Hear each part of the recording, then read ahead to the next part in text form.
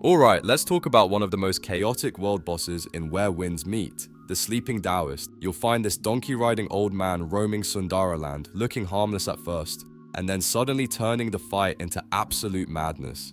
Between his non-stop projectiles, lightning-fast animations, and the donkey causing even more trouble, this boss is designed to throw off your timing and punish panic dodges. If you've ever thought, there's no way this is fair, trust me, you're not alone.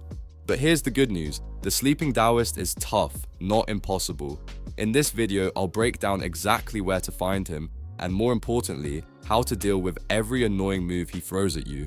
We'll talk about when to dodge, when to parry, and how to position yourself so both the Daoist and his mount stop bullying you. Stick around, stay calm, and by the end of this guide, you'll be the one making this fight look easy. I'm quickly moving on to the video. Before we start, if you enjoy these types of videos, don't forget to like the video and subscribe. Please don't forget to subscribe if you like these types of videos.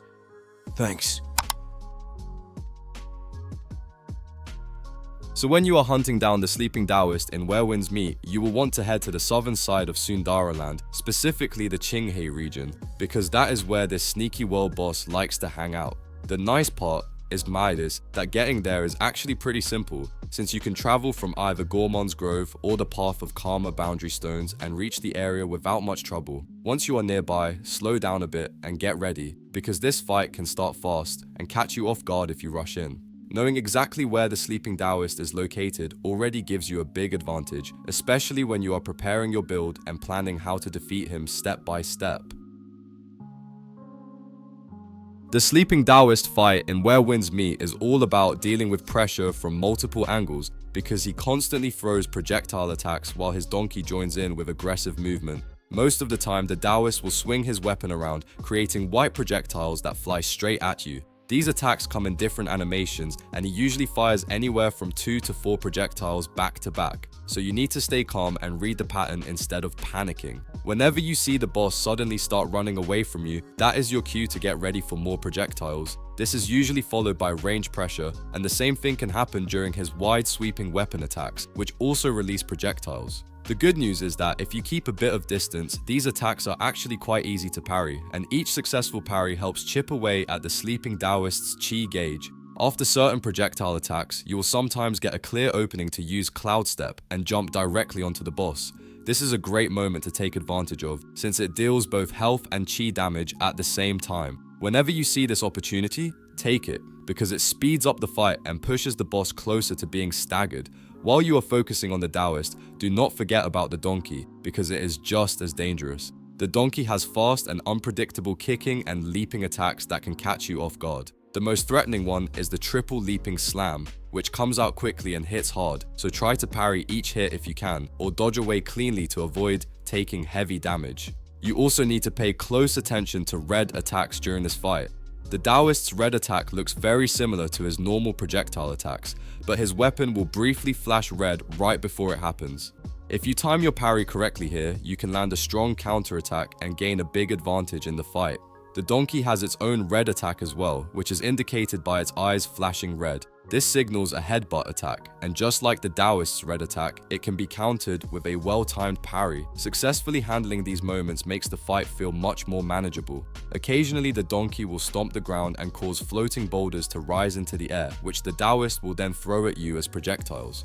You can parry or dodge these the same way you handle his other ranged attacks. The most dangerous move to watch for is the gold attack, where the donkey briefly flashes gold and immediately kicks backward. This attack is extremely fast and very hard to dodge, so the safest strategy is to avoid standing behind the boss as much as possible throughout the fight. Once you break the Sleeping Daoist's first health bar, the fight shifts into phase 2 and things immediately feel different. You get pulled into a dreamlike arena filled with white fog, and from this point on, the boss keeps all of his old moves while adding several new ones on top.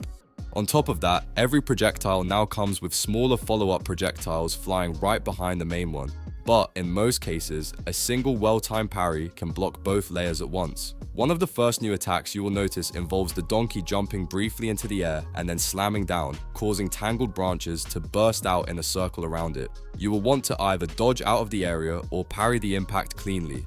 Be careful here, because sometimes the boss will immediately repeat a shortened version of this move, creating a second circle of branches right after the first. Another addition to the moveset is a double swipe from the Daoist's weapon. He swings twice in a wide arc in front of him, and while both hits can technically be parried, it is usually safer and simpler to just dodge through or away from the attack instead of risking the timing. The boss also gains a new gold attack during this phase. After firing projectiles, he may suddenly leap toward you with a diagonal slash. This move cannot be parried, so your best option is to dodge backward as soon as you recognize the animation and create space before he lands. As the fight goes on, things can get a bit chaotic when the boss jumps up into a tree and opens portals around the edges of the arena.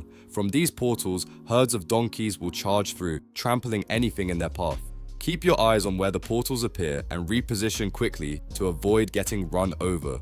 Toward the later part of the phase, the Sleeping Daoist will leap into the air, gather fog around himself, and then explode outward in a massive spray of projectiles. The key here is to dodge at the last possible moment to avoid most of the damage, then parry any leftover projectiles that still come your way.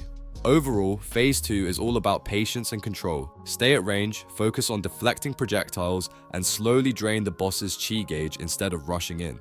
Once his chi is depleted, move in, deal your damage, perform a finisher, and then back off again. Even with the healing debuff active, the Panacea fan helps you sustain through the fight, making this careful hit and run approach both safe and effective.